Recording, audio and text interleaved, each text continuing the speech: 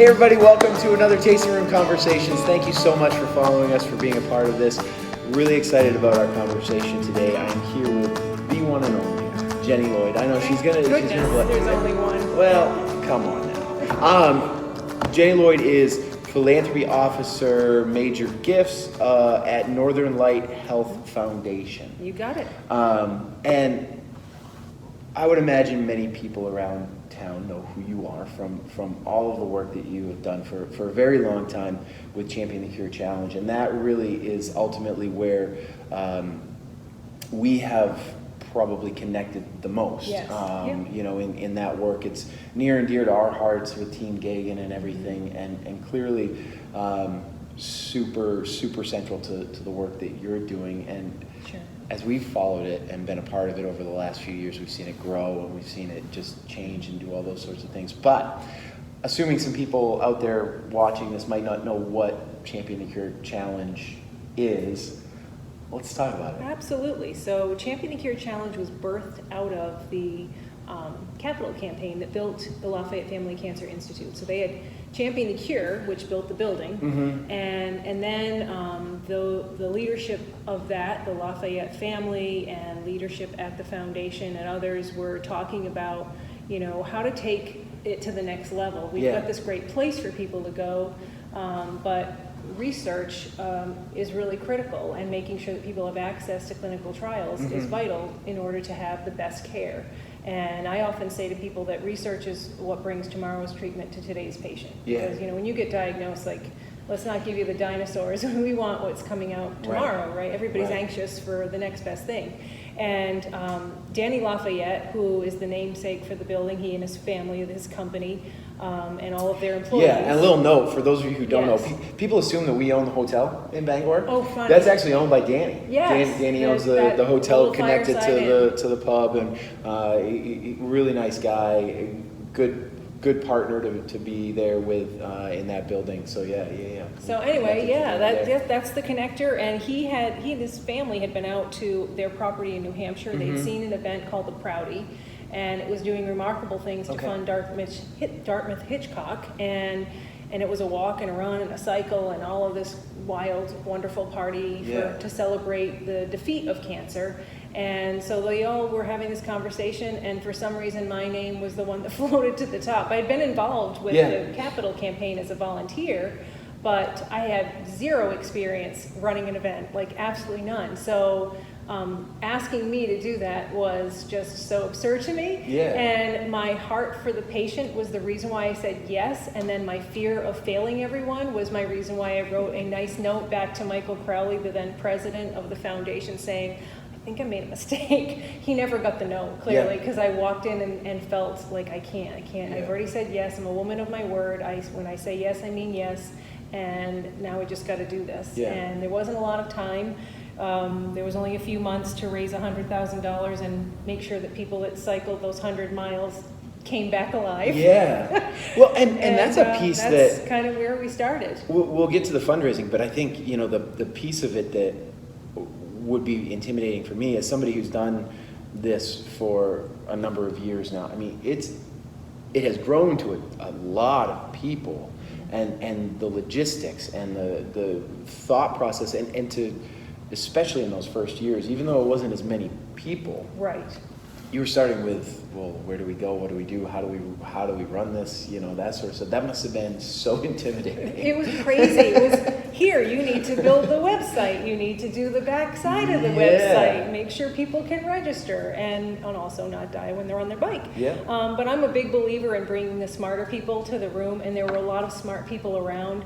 I looked for people that said that they cycled, that they were walker, you know, they were active in those sports. They had experiences that I didn't have and knowledge that I needed, and so I learned by listening and took those best ideas that everyone agreed were percolating to the top, and we would implement those, because, you know, if we had just done what I thought everybody needed, I don't think we would be here. And then I think the other reason why, unfortunately, it's been so successful is the incredible impact that cancer has had on this area. It's just so absurd that this beautiful region has been so hurt by such an ugly disease. It is, and for us, we've been involved. Our team Gagan has been a part of it for a number of years now, and we're so excited to continue that partnership. We hate the idea that it's needed. I know. It's one of those things. But for us, the thing that I always push, and it's sad that we live in a day and age where this is necessary to talk about, but the reality is there are so many nonprofits out there that aren't necessarily doing the work that they claim to be doing. Or they're doing it, but they're doing it in a very inefficient way. Right.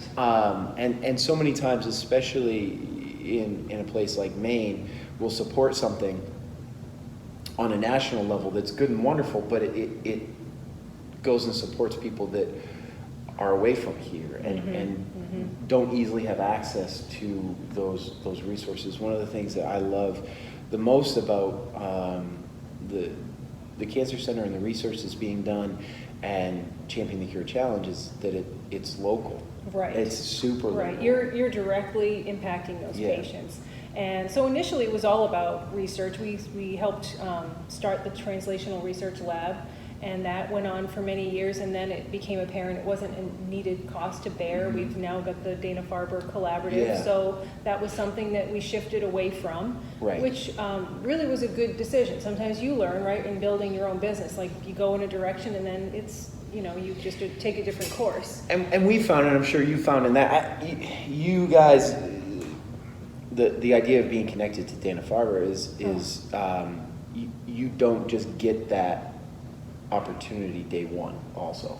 Right. I think, and so you look at these, what you can look back and say, well, maybe that was a little bit of a misstep, or we're in a better place now since we've let it go away. A lot of times in business we do the same thing where you pursue something that ultimately is the right thing to be pursuing. Right. You just see that new opportunities open up as you get down towards the fulfillment of that vision. Exactly. And the vision changes, but ultimately the same vision exists. And you guys are now partnering with just a huge wealth of knowledge and resources. Absolutely. And understanding that it's happening because you've proved it a little bit too. I agree. That it's gonna work. I mean, we have such an incredible cancer center, and I think that for some people, they may not realize how unique it is to have a facility like that in an area like ours.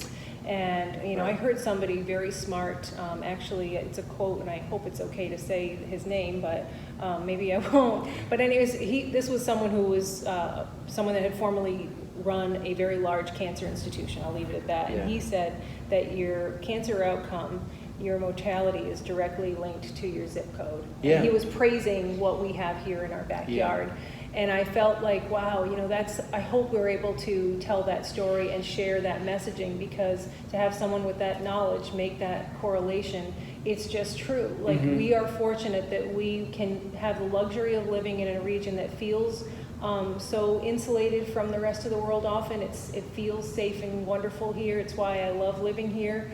It's so attractive for people to come here. It's not a big city, but you're getting big city type medical treatment in a beautiful facility, which, for those that have had to go elsewhere, the comparison is, no doubt very different. Well, definitely, and I think about it too. My wife's family's from Presque Isle, and there's still a lot more state north of there. Oh my goodness. And you think about a family that is struck with a cancer diagnosis that's in Fort Kent, say, Madawaska, the far reaches north, or Lubec, going down east. To think that to receive state-of-the-art, top of the line, and this is not a dig at any of the medical professionals in those areas, because there are wonderful medical professionals in those areas. Absolutely. But you just don't have access to the tools and the techniques and the specialists that would be able to do these things. To think that you have to travel to Boston for the level of care. That would be absurd. How would you be able to do that? How would you be able to do that consistently? And to travel to Brewer is tough enough. Absolutely. But to think that collectively, with a lot of people, making this a reality and the community collectively coming together to support it, that these things are happening right here. Right. It does change outcomes for a lot of people. It Absolutely. really does because change. the financial burden is already there, whether Yeah. it's to the cost of care or the fact that that patient cannot work at that time. Right. There are lots of impacts Yeah. financially, and then if you're going to tell someone, okay, now you need the gas to get your car another 4 hours, Right. it's just too much. And so part of our story was that, so we started to fund research, we started to fund the translational research, and that shifted, and along the way we were the resource for the clinical research program, kind of like the foundation. Okay. Is what we've provided there, and then the ability for the Dana-Farber folks to come up. We've done that too. That's part of the donors' impact.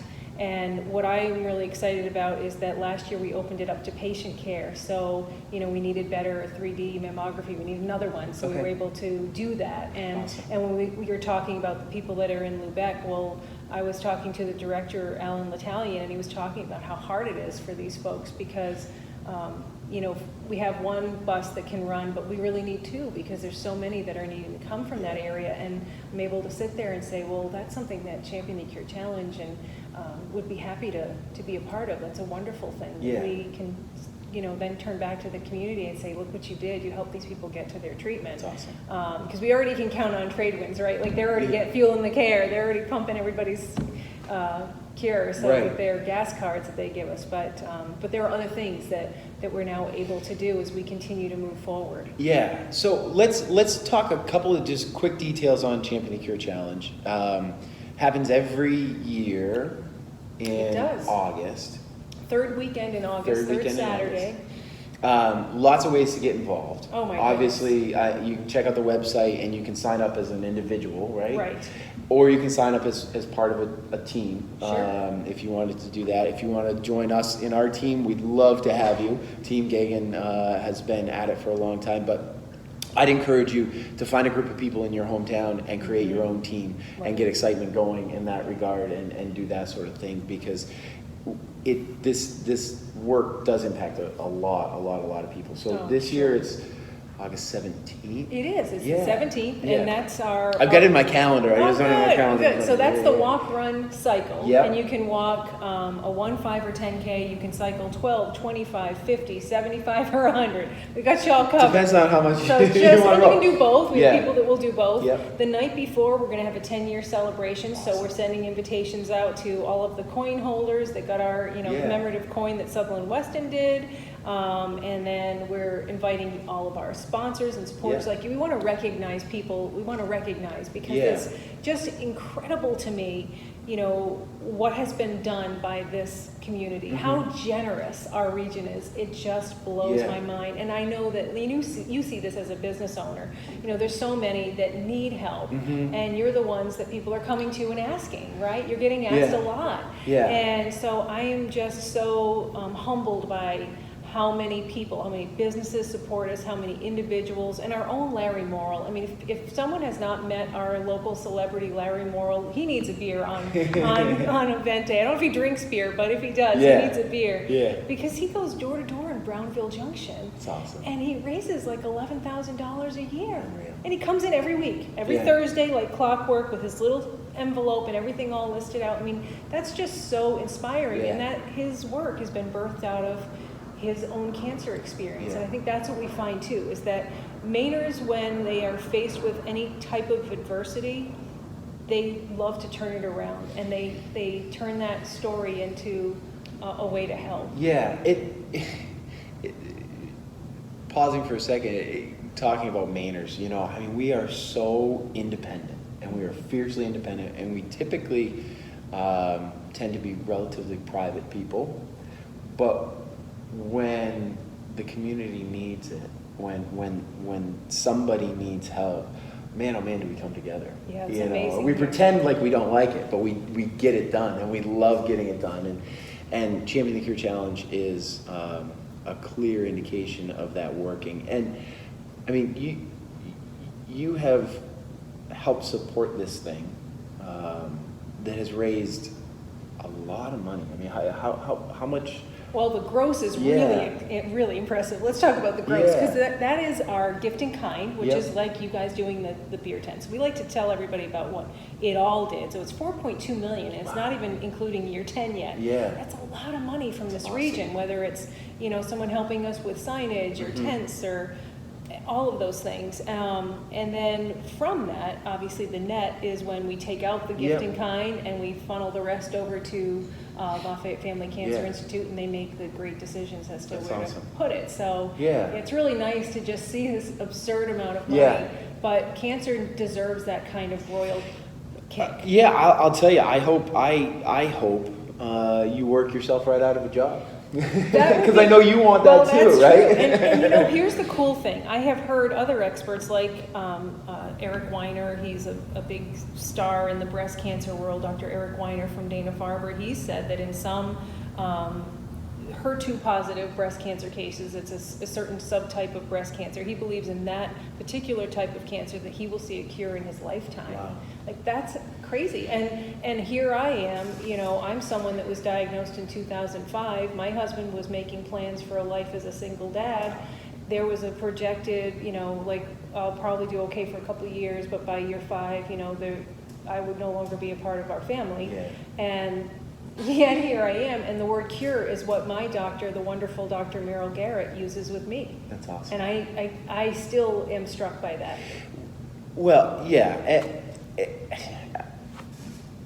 I don't know how you wouldn't be, but when you look at it,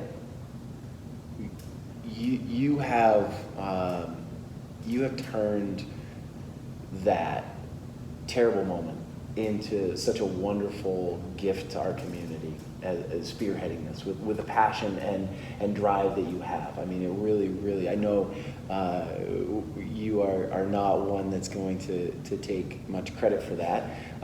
And rightly so, because there are lots and lots and lots of great people. But, to see what has been done and to see the changes even in a positive direction beyond from that moment in your life to now. I mean, to think, just in the 10 years that the Champion the Cure Challenge has been going, how vastly different outcomes are now, like for patients, for the families dealing with these things because of this work, because of all the research, because of all the effort, because of all the people who have stepped up to that challenge. It's been unreal. And it is incredible to watch. And you have turned that into such a wonderful blessing. And so from me and from our family, I want to thank you for that. I mean, it's just Andy, a great thing. I appreciate that. Yeah. I truly feel like, well, you know this because you've got another gig, right? You stand behind a pulpit, but you know the verse, to whom much is given, much is required. I feel very, very humbled and blessed, and it just happened to be that these doors opened, and I just was walking through them. I was in the right place and met the people that opened some doors and saw that this might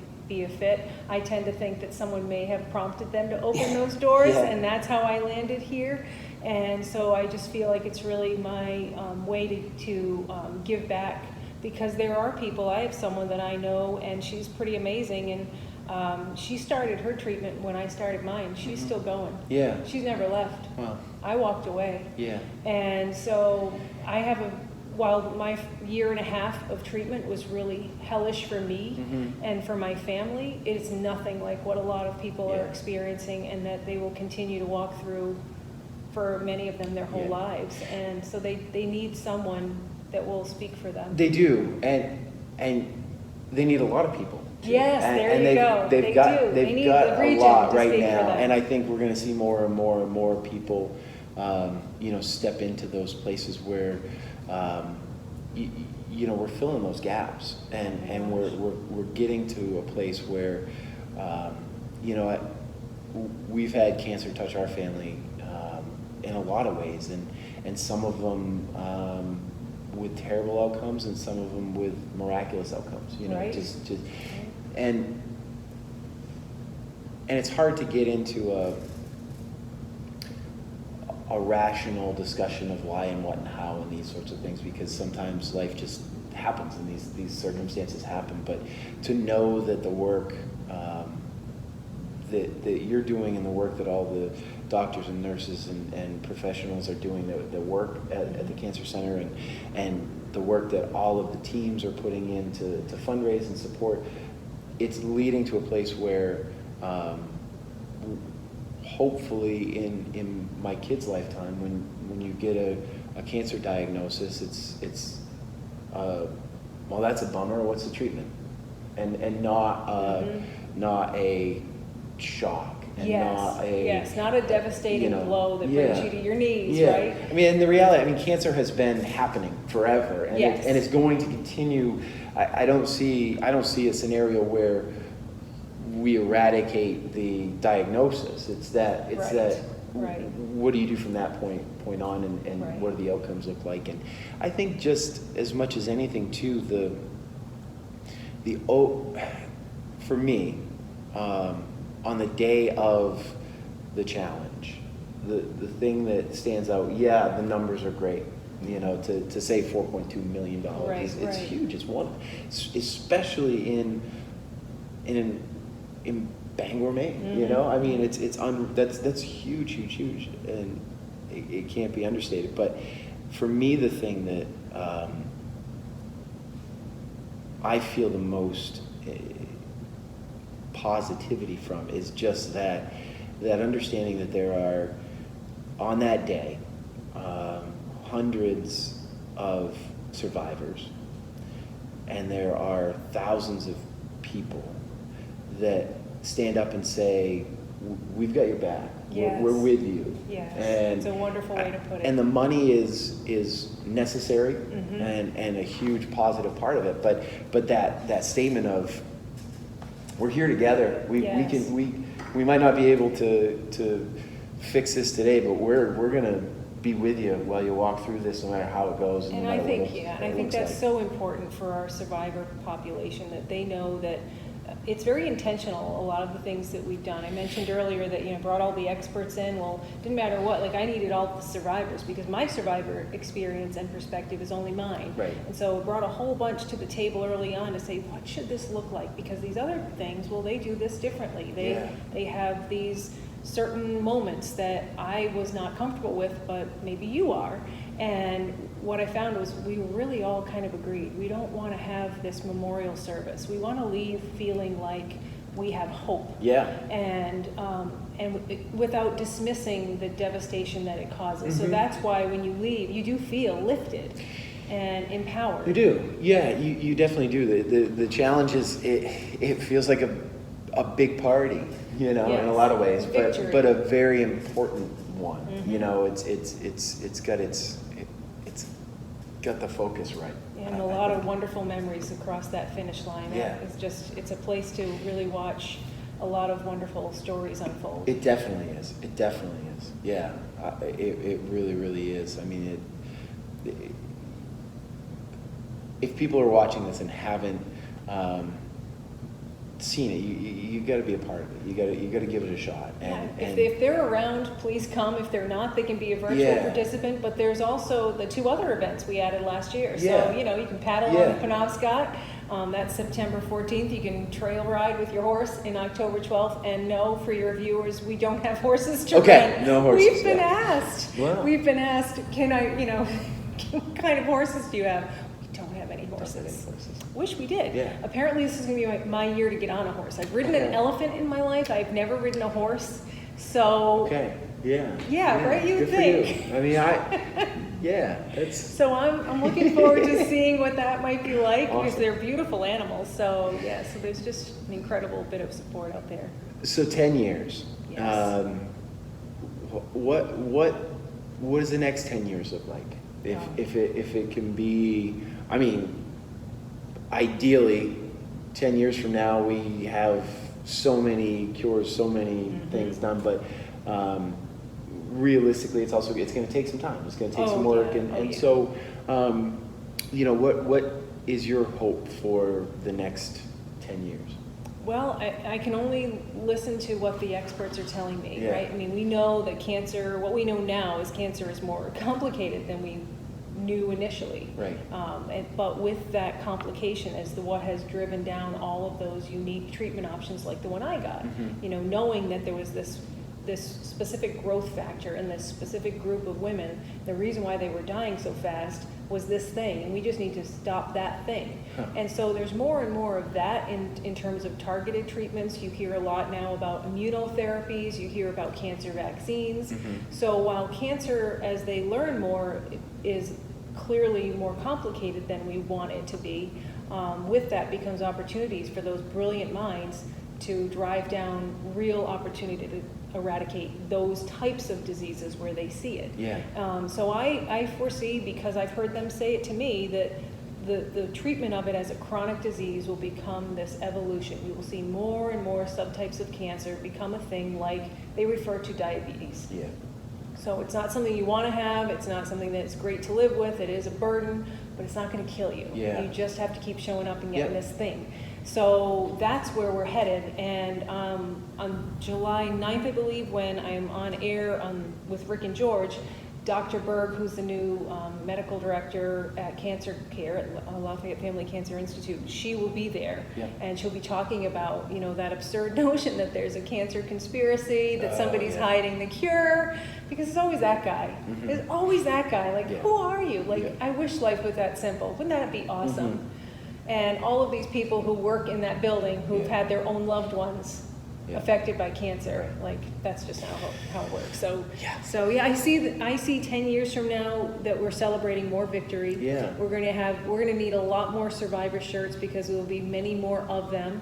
And then hopefully people will make adjustments to their lifestyle to maybe not even ever have to wear a survivor shirt, because we are learning that there are ways that we can impact our health, even though cancer seems to be random. And it is this thing that just sets off a trigger. We have found, you're spot on, and we have found things that play into it, and does that mean that you could have changed your life prior to your diagnosis and not had it? Not always, I mean, there is an amount of some chance still that probably will never go away.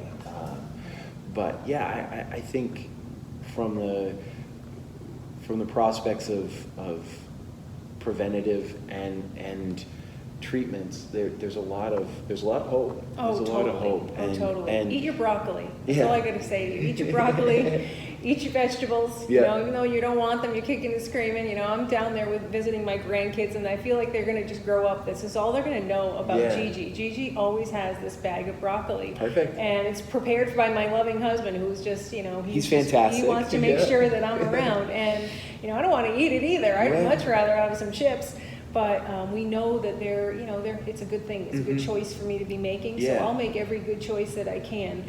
Because I want to stick around. But I also know that should something happen to me in the future, it's not my fault. And I think that's important for survivors. I feel terrible. You haven't done anything wrong. When someone, gets lung cancer, for example, and they're immediately asked if they smoke. Well, that's irrelevant, because they've already known that when they were smoking that it wasn't good for them. So there's that, and so you've just heaped a whole lot of guilt on top of a terrible situation. So just let it be, and just support that patient. It's right neck and neck with breast cancer in Maine. So likelihood when you hear that someone has cancer, it's one of those two. Third in line is prostate, and then it's colon cancer, and then kind of smaller numbers as we go down the line. And be kind to one another. Let's just support one another. But if you are watching this and you smoke, please stop. Please stop. Well, that's it. I mean, there are things that we can do.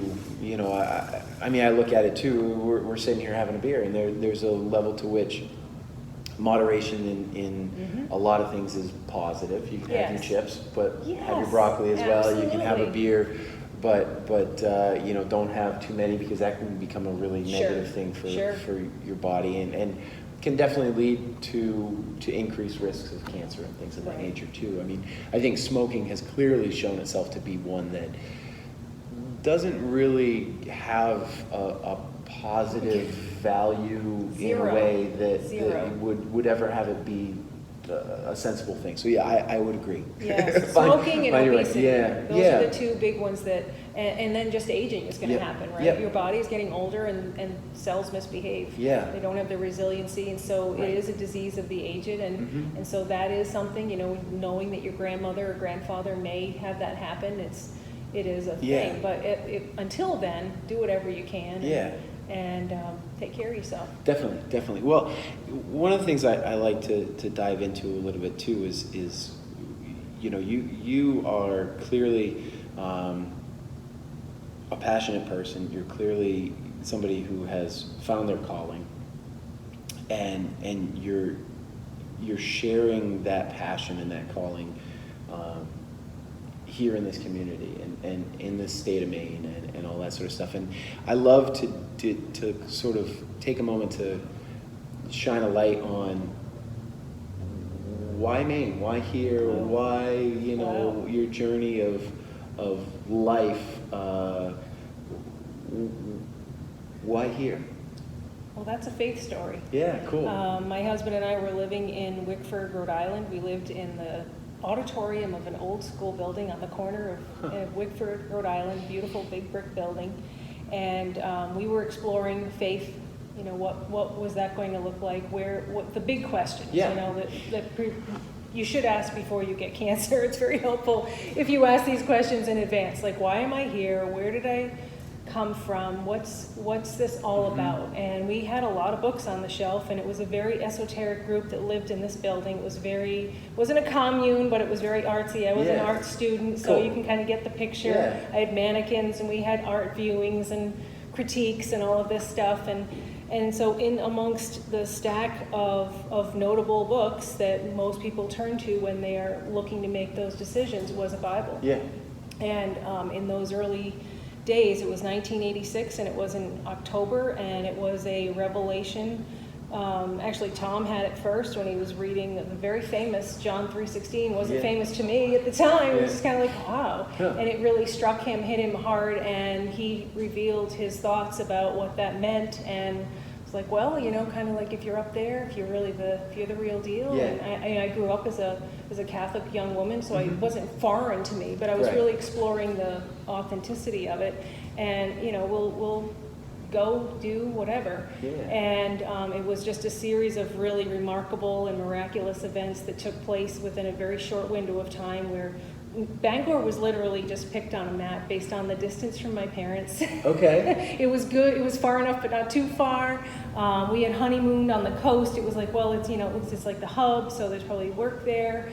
And my husband called a company in the area. We had been planning to come up and just visit, and he called to see what's the job situation. Yeah. And the manager said, I just happened to be filling out transfer paperwork today. Could you get here this weekend? We were already coming. Yeah. And we left with a job.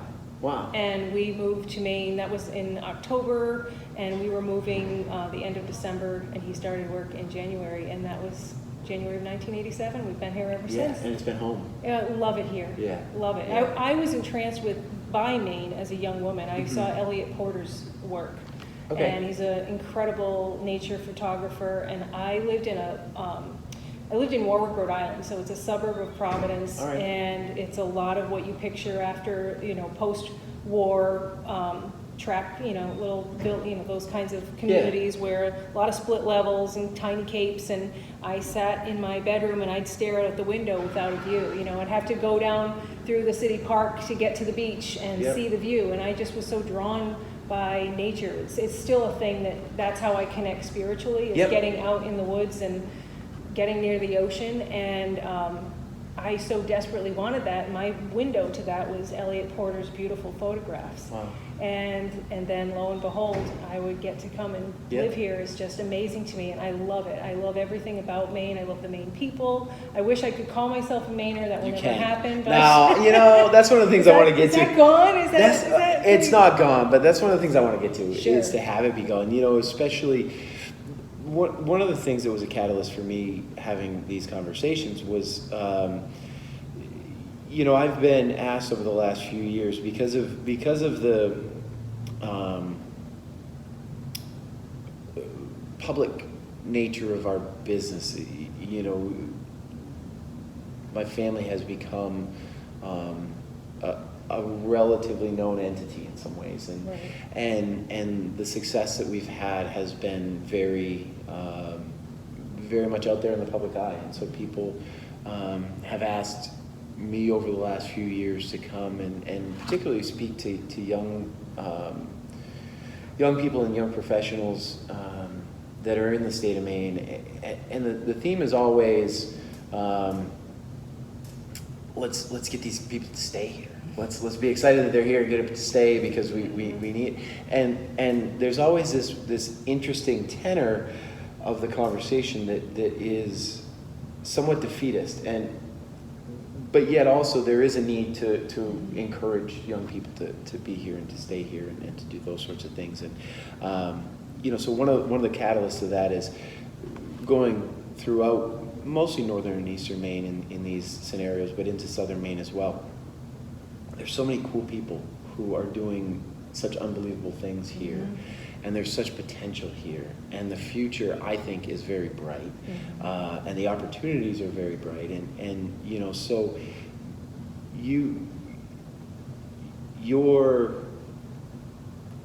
story started in a place that wasn't Maine, but your story is very thoroughly Maine, and it's this area, and you were drawn here for so many of the same reasons that so many of us stay here who are from here, and so I would love to see a time where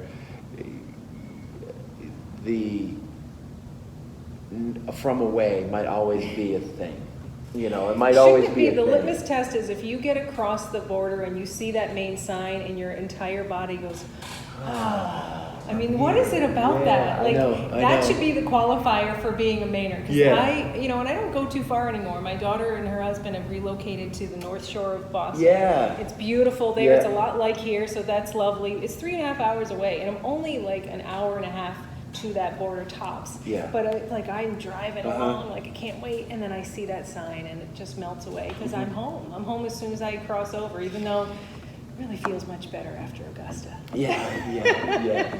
What is it about that? The least amount of traffic is what I'm drawn to. I know. I would agree. Much like you, I find my spiritual connection is definitely in the outdoors as well. And there's just such a vast opportunity in the state of Maine for those things. But we're uniquely positioned where there is that opportunity for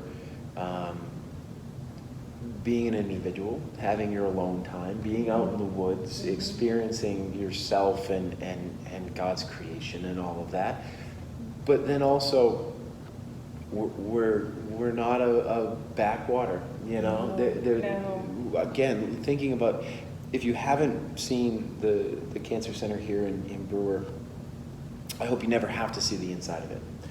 But just know that it's unbelievable what's here. It really is. It's unbelievable what's here, and it's right here in north central Maine. We're not northern Maine, we're north central Maine. And it is just, it's unbelievable. But we also have that whole other side of just that rural lifestyle that's just beautiful and wonderful. And I think that's what attracts our incredible clinicians. I mean, that's why doctors come here. Right. In fact, the physician that runs our Children's Cancer Center, she came from Dana-Farber because it was just running her ragged. She couldn't have a life there. It was just go from 7 o'clock in the morning till 7 o'clock at night. And here she can really take care of patients in a way that feeds her soul and gives her the kind of life that she wants to have for her own family. And I think we have that to offer too. So we're not only presenting here's this beautiful building to come and work in, and look at how great it is, and look at all of the wonderful technology and this terrific clinical trial program that we have that's so strong with the Dana-Farber Collaborative, but we also have the fact that it's here, and it is physically beautiful, and you can have a home, and you can live a life that really supports you and your family. and you have everything you need. And then, and the cultural aspect of being in this region is just so remarkable, because I was here, 30 years ago when I sat over at the Shaw's over by the then mall, and I looked out and cried and thought, oh no, what have I done? Right. There's nothing here. And it's unreal. Now it's a complete evolution, and I think our arts here are just remarkable. We've had conversation in these tasting room conversations with Ben Lehman from Penobscot Theater, and we talked to Elise Veronis, who's been involved in the American Folk Festival at points and things like that, and we've talked a lot about the arts. And I grew up here, and so that 30 years ago I was about my kid's age, and looking at it as a kid, you don't see things, but that 20 years ago range where I was a teenager thinking about what to do with my life, Bangor looked a lot different than it does now. Absolutely. And I am so hopeful that we'll continue the momentum and continue the work, much like continue the momentum and continue the work that you are spearheading in a lot of ways with Champion the Cure Challenge and all those sorts of things, just to make our community stronger and better and more full of hope and more full of promise, while still championing and being excited about the beautiful stuff that draws us all here. And hope is the optimal word. Like, that's the word. Yeah. That's what people should be hearing. Like, I always feel like I'm the dark cloud when we walk into the room. Like, you really want me to be on your program because I'm the cancer chick? Like, click, turn that off, turn on the other station. Yeah. But you shouldn't feel like that. Like, it's worlds away from when I was treated. I was literally treated in the basement. So not only is the environment physically different and elevated, but the treatment that was offered to me then that wasn't even available then is now a standard of care. So there's that giant leap for hope. Yeah. Anyone diagnosed today should feel hopeful, and they should not Google anything. Just stay. Did you hear that, Mom?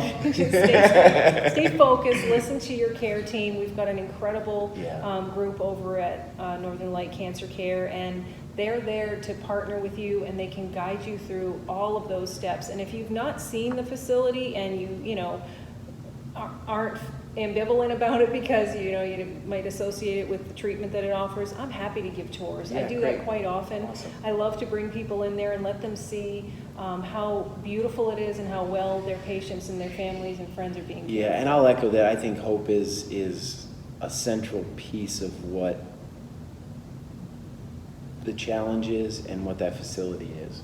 I really do. And that's what donors do. You feel it. Our donors are the direct line to hope. I mean, every dollar that you give is a hope dollar. Yep. And when you're investing in us, we're using it wisely because we know that was a choice you had to make amongst probably a lot of other things. And for a lot of our people that give and support us, they're taking it sometimes from the grocery money. This is not a wealthy community. Right. This is not Dartmouth, New Hampshire, right? This is not the same. And when I see that, we want to be mindful, and so that's why we're very, very intentional about every little decision that we make. Everything that you see on site has been carefully determined, and most often it's free. And we're right. And there's so many that's the key too. I mean, there's so many wonderful business partners that have stepped up, and that in-kind giving. When you see, and I hope you will see, what that day of Champion the Cure looks like. You got to understand there are a lot of in-kind donations from businesses that step up and say, hey, you know what, we can do this to make that event better, to draw more people in, to get that hope up, to get the funds up, to make things happen. We're looking at